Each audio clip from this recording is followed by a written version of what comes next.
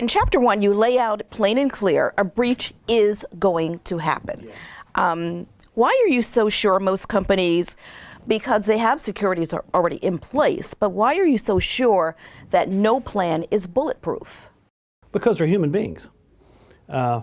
We make mistakes. We make mistakes when we build the products, we make mistakes when we implement the products. But mostly we're fooled. We're fooled lots of ways. Social engineering is a classic example. That's the essence of a phishing attack. But we're just human beings and we make mistakes. And these, the other thing, it's a detail, but an important one, the internet's been built in the last 30 years. It's like we built the entire universe in 30 years. So it was built with the intention of let's get online, let's get business going, let's get commerce going, let's have communications going, whatever that is. We weren't thinking about security. We really haven't been thinking about security until about 2005 or so. It was always down in the corner of the IT department, those poor guys in the basement that sort of had to deal with it. And God help them if they sort of stopped or blocked the CEO's email because it had a problem. They'd lose their job. It was a career-limiting event.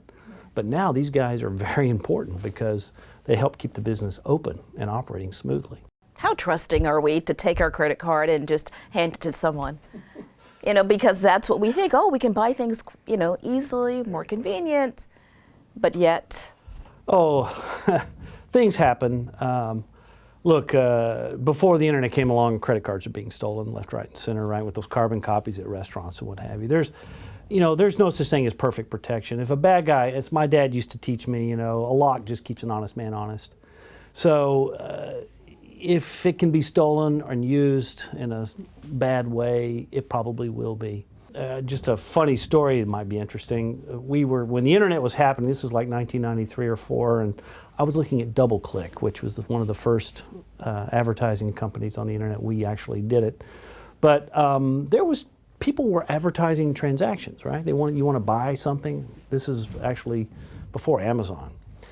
And so who would have transactions? Who would you think would be the first industry to come up with pay to play or pay to see something? Pornography. That's right. That's right. Yeah. And my partners were like really skeptical. I'm a young guy. My hair was black. Skeptical, and they said, "Well, Ray, can you demonstrate this to me?" And I said, "Well, yes, I can, but I'm going to have to show you on a pornographic site." And they were like, "What? And I did, and they were just like blown away that I could put a credit card. I used my partner's credit card, not mine.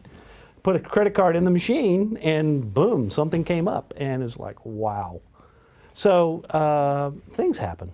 And let's talk about that. Okay. You believe that's the only choice at this point for companies? Certainly at this time. Yeah. The threats are coming at us from everywhere, and not just Russia or China or North Korea. They're coming at us from Kansas and Mexico and even New York.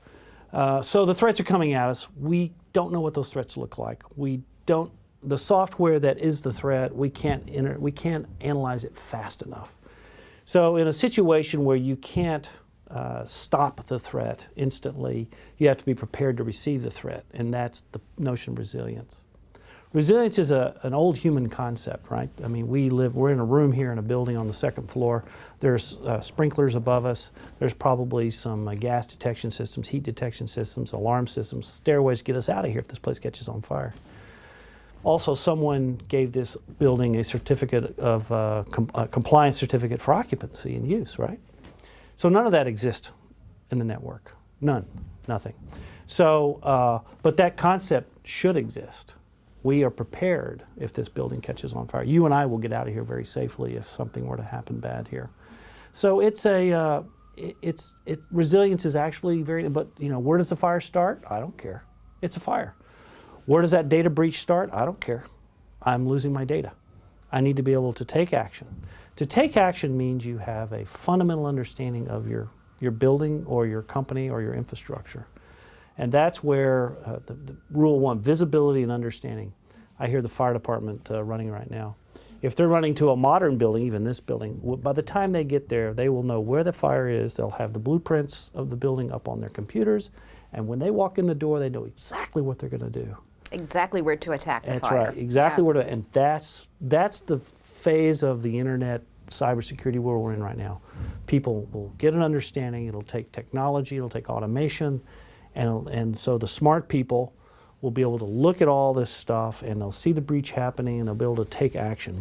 My product at RedSeal does that. We create a Google map, if you will, of your network. We show you every pathway, even the ones you don't know exist. We show you every one of them.